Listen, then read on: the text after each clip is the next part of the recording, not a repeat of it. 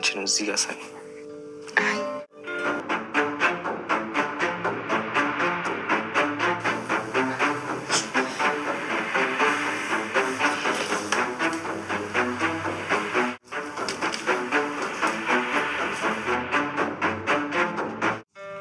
እኔ ቆንጆ ነኝ? አዎ በጣም ቆንጆ ነሽ። አስበሽበት ከሆነ ያሰብሽበትን የመጨረሻውን ውሳኔ ብቻ ነው የሚፈልገው። እሺ ምን ልበለ? ለእኔ ምን አይነት ስሜት ነው ያለሽ? ከኔ ጋር መጠናናት ወይ ደግሞ መዋደድ ፍላጎት አለሽ? የቤት ገለማለች እንጂ ትወጂኛለሽ።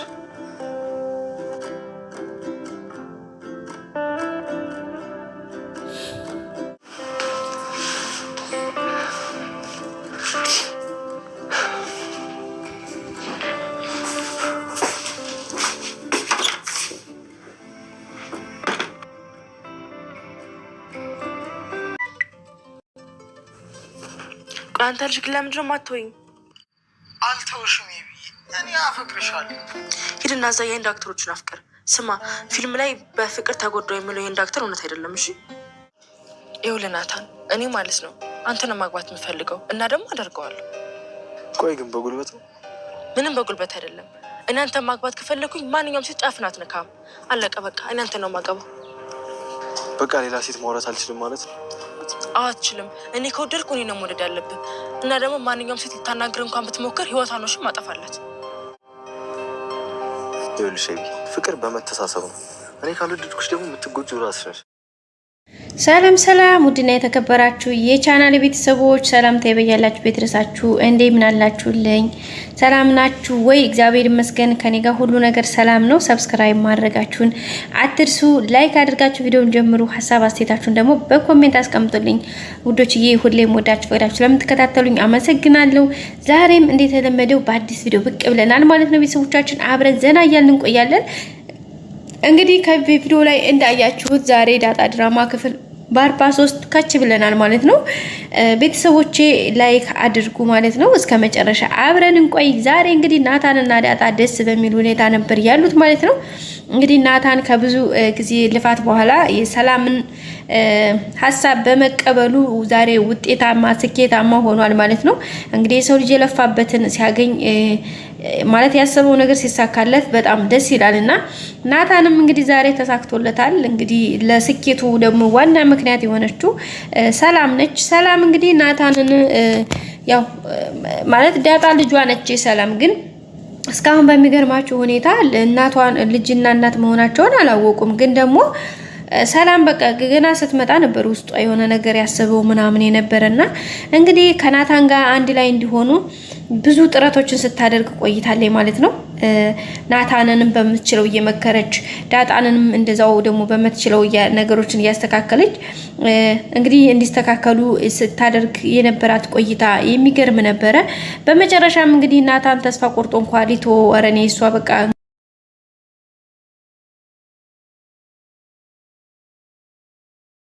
እሷም እያሻሻት ስለሆነ ይቅርብ ሰላምዬ ብሎ ነበር እንግዲህ ያላት ማለት ነው። እንግዲህ ሰላም ደግሞ እንዲህ አንተ ሰነፍ እንዴት ይሄን ያክል መንገድ ሂደህ አሁን እንዴት ተዋለህ? ነገ ጧት አንድ ወንድ ላፍ ሲያደርጋት ተፊትህ አንተስ እንዴት አትናደድም እንዴ? ይችን የመሰለች ልጅ አራ እንደዚህም አይሆንም እና እኔ ምክንያቱን እንትኑን እነግርሃለሁኝ ብላ ነበር እንግዲህ ዛሬ ያዘችው። ቤተሰቦቻችን ያው ዛሬ እንግዲህ በመጨረሻም በሚገርም ሁኔታ ተቀብላ የሐሳቡን ይሄን በዛ አድርግ ይሄን አድርግ ብላ ሐሳቡን ሰጣው ነበረ። እሱ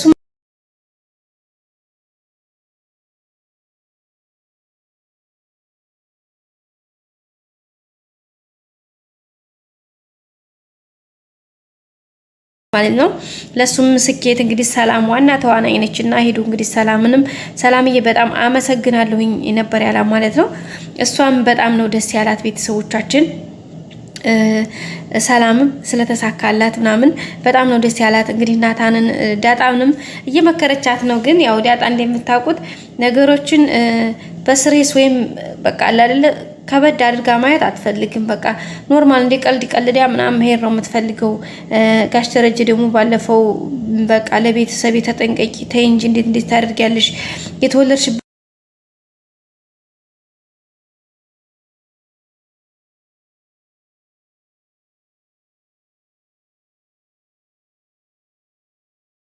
በጣም ፈርታና እንትን ብላ ነው ያለችው ሰው ማለት ነው ዳጣ። ሰው እንግዲህ ዛሬ በዙሮ ግን ፍቅሩን ተቀብለዋለች ማለት ነው። ግን ያው እንግዲህ እነሱ ሲሳሳሙ ፍቅራቸው ሲገላለጹ ተንኮለኛይቱ ወይዘሮ አቢጌል እንግዲህ ቪዲዮ እየቀረጸቻቸው ነበረ፣ ፎቶ እያነሳቻቸው ነበረ፣ ቪዲዮ ነበር እያነሳቻቸው የነበረው። የሚገርመው በቃ ዙም እያደረገች ምናምን በደንብ ነበር ቪዲዮውን ያስገባችሁ ማለት ነው። እንግዲህ ያንን ቪዲዮ ያው ቀድማ ይሄን እንኳን ሳያደርጉ በፊት ለአባቷ ደውላ እንግዲህ ዳጣን እኮ ናታንን እወድሃለሁኝ አፈቅርሃለሁ ብላለችው እያለች ነበረ። እንዴት ሊሆን ይችላል? አርፈሽ ተቀመጭ ምናምን እያላት ነበር ጋሽ ደረጀ። እንግዲህ ወዲያው በሰከንዶች ውስጥ እንግዲህ ተነስታ መታ እንግዲህ ቪዲዮ ቀርጻቸዋለች ማለት ነው። ሶ ያንን ቪዲዮ ደግሞ እንግዲህ ለእናቷም ለጋሽ ደረጀም ትልከዋለች።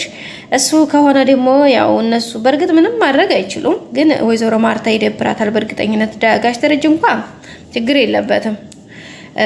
ማርታ ግን በእርግጥ በጣም ነው የሚደብራት። ምክንያቱም ናታን ከልጇ ጋር እንጂ ከዲያጣ ጋር እንዲሆን አትፈልግም።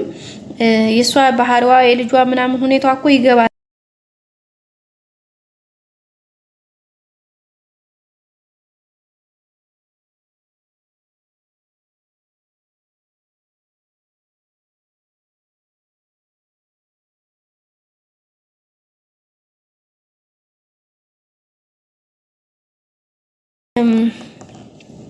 የሰላምና የዳጣና የናታን ፍቅር ይፋ ወጥቷል ማለት ነው። እንግዲህ አቢጌልም ቪዲዮዋን ይዛለች። አሁን እንግዲህ ቪዲዮዋን ይዛ ለእናቷንም ታሳያለች፣ ለጋሽ ደረጀ የሚላካለ ሁሉም ሰው ያውቀዋል። ስለዚህ እነሱ ፍቅራቸው አደባባይ ይወጣል ማለት ነው። በዚሁ አጋጣሚ ይታወቃል። ሌላው እንግዲህ አቢጌል ያው የያዘችውን ነገር አትለቅም። አቢጌል ታውቃላችሁ፣ ጉድጓድ የሚከታትን ነገር ለራሱ ተከትላ ጉድጓድ ነው የምትገባው እንጂ ይሄ ነገር እኔን ይጥለኛል ወይም ይሄ ነገር ዋጋ ያስከፍለኛል ብላ የምትተው አይነት ምንም ነገር የላትም። ሶ እንደዛም ስለሆነ ዛሬ ደግሞ እንግዲህ የሰላም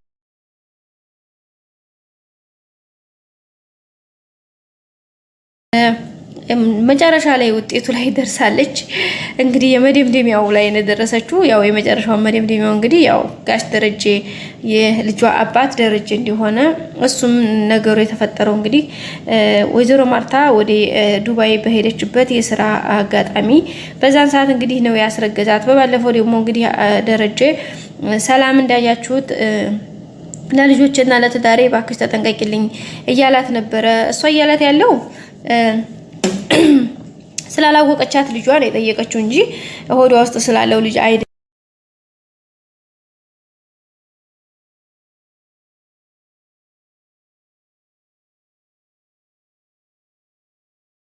ልትነግራት ዳርዳር እያለች ነበረ። ወይዘሮ ማርታ ደግሞ አልፈልግም እንዳትነግሪኝ ከፊቴ ጥፊልኝ እያለች እንግዲህ ከአንዴ 2 3 4 የምትሞክረውን ሁሉ መልሶባታል ማለት ነው። እየመለሰችባትም ነው የምትገኘው። በዛም እንግዲህ በጣም ነው የተናደደችው።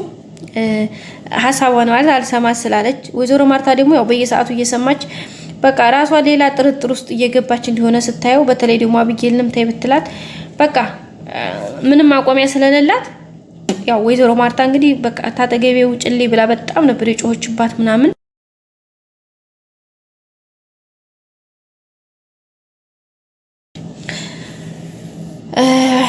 አቢጌል ዞሮ በዛም ሆነ በዚህ ነገሩን ወደ እንትን ከማድረግ ወደ ኋላ አትልም። ምክንያቱም ብዙ ፕሮሰስ ሂዳለች ኦሬዲ ብዙ ነገሮችን አድርጋ ብዙ ነገሮችን ታግላ ምናምን ሂዳለች። ስለዚህ ደግሞ አሁን ላይ ምንም የሚቀራት ነገር የለም ማለት ነው። የሚቀራትም ነገር ሊኖር አይችልም በጭራሽ። እንግዲህ የመጨረሻ ያለውን ውጤት እንትን ብላለች። ጋሽ ደረጀ ደግሞ አሁን ሲመጣ ነገሩን ያው ያጦዙታል ማለት ነው። በዛ ላይ አሁን እንግዲህ አቢጌል ዳጣ ላይ የሆነ እርምጃ ለመውሰድ እርግጠኛ ነኝ ሳትገደድ አትቀርም።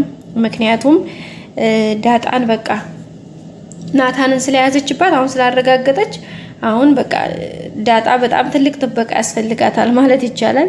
ምክንያቱም በቃ ልትገላት ነው የምትፈልግ እንግዲህ ማለት ነው። ሶ እዚህ ጋር በጣም ከባድ ካሁን በኋላ ነው ፈተናው ወይ ዳጣ የሚጀምረው።